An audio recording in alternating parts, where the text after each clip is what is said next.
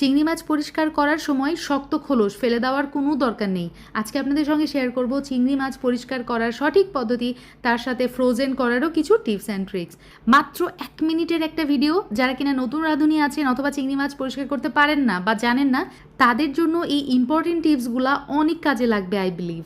যাই হোক, আমি এখানে নিয়েছি চিংড়ি মাছ, দেখতেই পাচ্ছেন।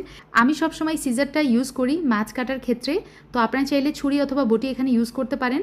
চিংড়ি মাছের লম্বা লম্বা ঠ্যাংগুলা কেটে ফেলছি, তারপরে এই যে মাথার অংশটুকু কেটে দিলাম, সামনের যেই কাঁটাযুক্ত অংশ থাকে সেটা।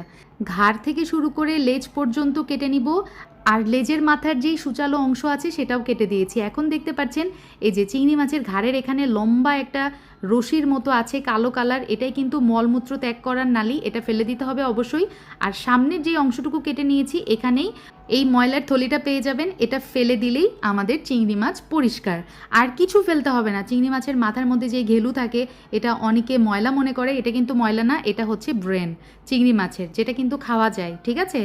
আর চিংড়ি মাছের লম্বা লম্বা যেই পাগুলো আছে সেটা কিন্তু এভাবে ভেঙে ভিতর থেকে এই যে এই মিটটা বের করে নেবেন অবশ্যই। অনেকে এটা ফেলে দেয়, কিন্তু আমি এটা কখনোই ফেলি না। এভাবে ভেঙে ভিতর থেকে মিটটা ইজিলি বেরিয়ে আসে। তো চিংড়ি মাছ আমার পরিষ্কার করা হয়ে গেছে।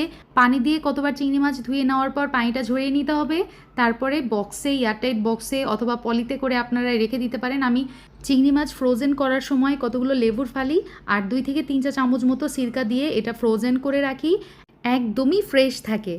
ব্যাড স্মেল তো হয়ই না, পাশাপাশি চিংড়ি মাছ কিছুদিন ফ্রোজেন করলে কেমন একটা শুকিয়ে যায়, কালার চেঞ্জ হয়ে যায়, তবে এই পদ্ধতিতে ফ্রোজেন করলে আর হবে না।